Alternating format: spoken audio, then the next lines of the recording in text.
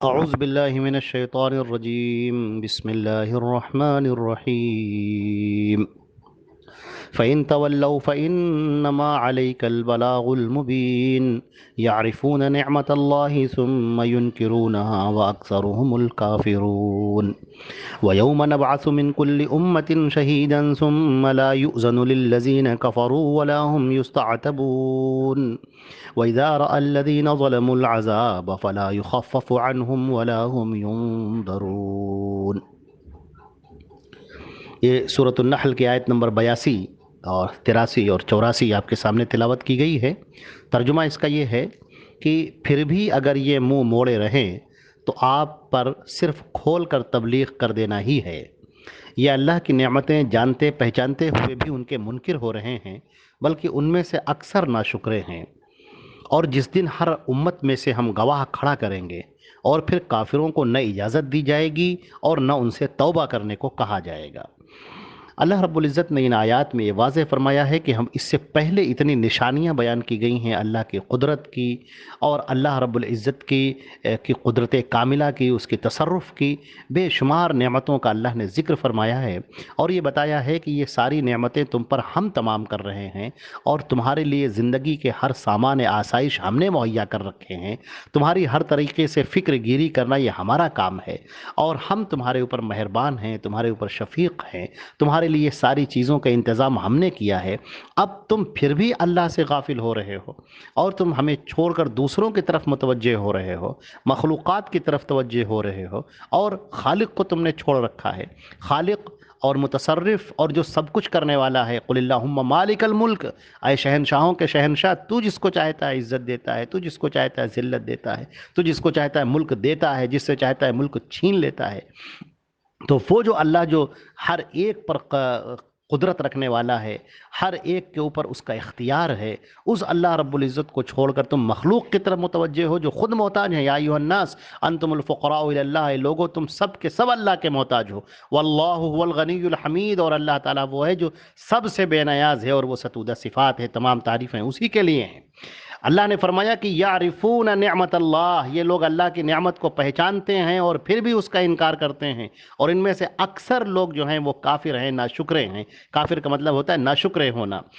تو اللہ نے فرمایا کہ پھر بھی اگر یہ بات منہ موڑے رہیں اور آپ اتنا ان کو سمجھا رہے ہیں، آپ ہر طریقے سے ان کے سامنے بات کو واضح کر کے، حق کو واضح کر کے پیش کر رہے ہیں، سیدھا راستہ ان کو آپ دکھا رہے ہیں، ہدایت کی طرف بلا رہے ہیں، لیکن پھر بھی یہ حضرات اگر تمہاری بات کو تسلیم نہیں کر رہے ہیں، فَإِنَّمَا عَلَيْكَ الْبَلَاغُ الْمُبِينُ، تو تمہارے ذمے ہے کھلم کھلا پہنچا دینا۔ اے نبی، ہدایت تمہارے ہاتھ میں نہیں ہے۔ إِنَّكَ لَا تَهْدِي مَنْ أَحْبَبْتَ وَلَكِنَّ اللَّهَ يَهْدِي مَنْ يَشَاءُ، تمہارے ہاتھ میں ہدایت نہیں ہے، تم جس کو چاہو ہدایت نہیں دے سکتے ہو، بلکہ اللہ جس کو چاہتا ہے ہدایت دیتا ہے۔ تو تمہارا کام ہے علیک بلاغ المبین، کھلم کھلا تمہارا کام ہے پہنچا دینا، کھلم کھلا ہر بات واضح کر کے تمہارا پہنچا دینا، ان لوگوں کے سامنے رکھ دینا، یہ تمہارا کام ہے۔ تم ان کو ہدایت کی طرف بلا رہے ہو، سیدھے راستے کی طرف بلا رہے ہو، صراط مستقیم کی طرف بلا رہے ہو، جنت والے راستے کی طرف بلا رہے ہو، اور پھر بھی یہ تمہاری باتوں کو نہیں مانتے ہیں، تو تم اپنے آپ پر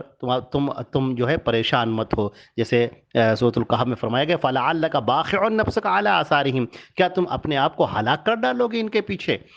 ان لم یؤمنوا بهذا الحدیث اسفا، اگر اس حدیث کے اوپر یعنی قرآن مجید کے اوپر یہ لوگ ایمان نہیں لائیں گے تو کیا تم اپنے آپ کو ہلاک کر ڈالو گے؟ اللہ کے نبی صلی اللہ علیہ وسلم کو بڑی فکر رہا کرتی تھی، اور آپ بہت ہی رنجیدہ رہتے تھے، بہت ہی آپ غمزدہ ہوتے تھے کہ لوگ حق کے راستے کو کیوں نہیں قبول کر رہے ہیں اور جہنم کے راستے کی طرف کیوں جا رہے ہیں۔ تو اللہ رب العزت نے فرمایا کہ تم نے تو کھول کر بیان کر دیا ہے، اب تمہارا اتنا ہی کام ہے۔ اب ان لوگوں کا معاملہ یہ ہے کہ اللہ کی نعمت کو دیکھ رہے ہیں، اللہ کی نعمت کو پہچانتے ہیں، جانتے ہیں، آسمان سے پانی کون برساتا ہے، زمین سے غلے کون اگاتا ہے، تمہاری زندگی کس نے بخشی ہے، تمہارے بدن کے اندر خون کے دوڑنے کی جو قوت ہے کس نے رکھی ہے، تمہارا دل دھڑک رہا ہے اس کو دھڑکانے والا کون ہے، تمہارے اوپر پورا اختیار کس کا ہے، یہ سب ساری نعمتیں اللہ کر رہا ہے۔ یہ لوگ جانتے ہیں کہ سب کرنے والی ذات صرف ایک اللہ کی ہے، لیکن پھر بھی یہ مخلوق کی طرف متوجہ ہیں، اور پھر بھی یہ مخلوق سے مانگتے ہیں، اسی سے طلب کرتے ہیں، اسی کے سامنے سجدہ کرتے ہیں، اسی کے سامنے نظر و نیاز کرتے ہیں، اسی کے سامنے اپنے سر کو پٹکتے ہیں، اسی سے امیدیں باندھتے ہیں، اسی کو مصیبتوں میں پکارتے ہیں، مخلوق کو پکارتے ہیں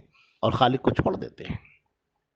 اللہ نے فرمایا جس دن ہر امت میں سے ہم گواہ کھڑا کریں گے، یعنی ہر امت پر اس امت کا پیغمبر گواہی دے گا، امت کے پیغمبر کھڑے ہوں گے، رسول کھڑے ہوں گے کہ انہوں نے اللہ کا پیغام پہنچا دیا، ان لوگوں کو پیغام پہنچا دیا گیا تھا، لیکن انہوں نے اس کی کوئی پرواہ نہیں کی، تو پھر اب ان کافروں کو عذر پیش کرنے کی بھی اجازت نہیں دی جائے گی۔ ان سے یہ بھی نہیں کہا جائے گا کہ تم بتاؤ کہ تم نے ایسا کیوں کیا، ان کو عذر بھی پیش کرنے کی اجازت نہیں ملے گی۔ ان کے پاس حقیقت میں کوئی عذر یا حجت ہوگی ہی نہیں، اور نہ ہی یہ کہا جائے گا کہ نہیں اب تم معافی مانگ لو، اب تم توبہ کر لو، تو اب تم توبہ کرنا اور معافی مانگنے کی ان سے کوئی مطالبہ نہیں کیا جائے گا، کیونکہ اس کی ضرورت تو اس وقت آتی ہے جب کسی کے پاس گنجائش دینا ہو، اور یہاں پر نہ اس کا وقت ہے اور